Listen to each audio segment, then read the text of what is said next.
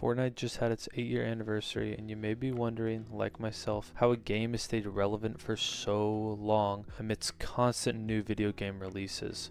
Well, I'm here today to tell you how Fortnite has dominated the Battle Royale scene and become the chess of PvP Battle Royale. You may be saying to yourself, Fortnite is dead. It's had the lowest player count it's had in years, just right under 1 million, yada yada yada. I think we take for granted what the developers did by creating a medium of fighting that wasn't just the gun and maybe some basic movement. It's the first game that didn't just feel two-dimensional like some other games, and truly had a different feel. Whether you're a pro or a noob, we're going to go over 3 basic things that prove my point. Number 1, building and editing. Number 2, fighting. Number 3, knowledge of map and metas. If you already know all the basics of building and editing, skip to the 5-minute marker so that you can listen to more. Total edits between everything, right? Classically, there's about 13 that are used, 4 of them including windows, right? Here and then there. That's 4 of them, right? The other 4 are peanut butter and jellies, right here, right there, up, and boom. Right, so that's 8 already. Okay, the other 5, 2 of them, half arch, right? Boom, 2 half arches, super simple. So there's that, and then we pretty much have columns on each side, right? I've seen a lot of professional players use this to shoot out of boxes, especially when they're playing defensively in late game tournaments. And last but not least is the half wall right here. The head stands behind it. Not only that, but it's good for when the terrain is going up a hill or down a hill. So the build itself, boom, and then it has 14 total edit options, right? And this is pretty simple since it's just 4 tiles, right? We have here, boom, 2, 3, 4, right? And then we go 5, 6, 7, 8, right? 9, 10, 11, 12. Okay, and then it's 13 and 14, right? So that's everything. I would say that every single one can and will get used since it's just 4 tiles right here. There's the build itself and about 17 different edits. There's a lot. There's the 3 flips to start with. So that's 1 flip, right? If we're starting from regular, and then 2nd flip and 3rd flip, right? So those are the 3 flips from here. Then we move on to the 6 half ramp edits.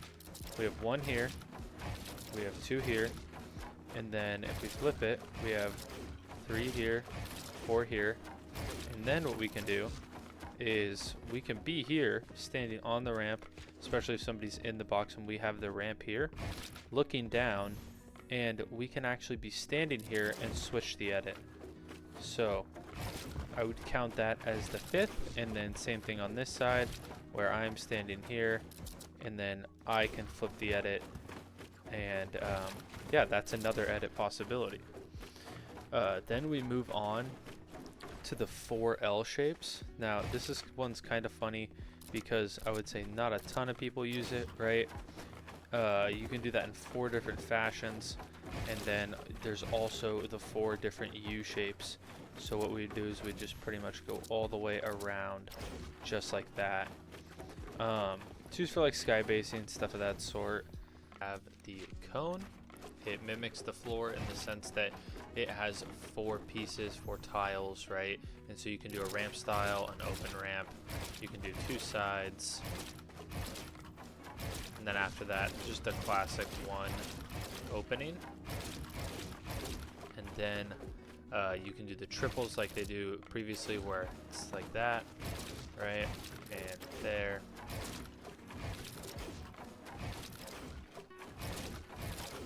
Just like that. And then the last 2 are it was what I call the Dorito edits. They look like this. They're not used super frequently, but you know, people will still use them. In total, we have 68 movements between building and editing. The total of 150 builds. If we make it simple and multiply just those two numbers by themselves, we get 10,200 movements. Now for fighting, there are about 6 different weapon types that are commonly dropped. That's an AR, submachine gun, sniper rifle, marksman rifle, pistol, and shotgun. Now the fighting mechanic in Fortnite is relatively easy since it's third person and mostly pertains to crosshair placement. But what I would say is that editing is actually a large part of fighting, because if we can't build and edit, then we just can't really fight at all. Number 3, knowledge of maps and metas. Now, if you want to be the next Peterbot,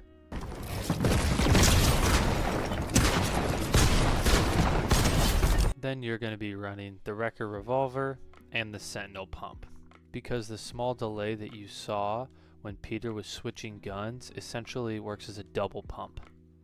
And this is the meta of this current season, but there are many in the past, such as the Hammer Pump Shotgun and Peter Griffin Medallion, the Dash and the Gatekeeper Shotgun, as well as the Mist Form, the Base Boost, and the Scanner. These are just a few of the overpowered metas that Fortnite provides to competitive players to make tournaments and competing interesting. Also for the noobs out there. And this leads us into our last portion, which is the map and knowledge of the map and drop spot. If you drop at a POI with a medallion that drops a medallion and a gun that are both overpowered, then you're going to be set up for late game. And not only that, but other teams can be intimidated by the factor of you having that. Now, to circle back, we have 10,200 plus options with building and editing to keep it simple. 6 different weapons fighting that have about anywhere from 4 to 6 weapons per category. And last but not least, an ever-changing terrain with ever-changing metas. And this is why Fortnite is here to stay. It's not going anywhere. There's never been a game like it, and I'm just curious to see how long this is going to last. Tell me what you guys think down in the comments below, and let me know how I can make these videos better for you, because this is my first time making it, so I appreciate you for watching, and I just hope you have a great day. Drop a sub or a like if you're feeling generous. Peace.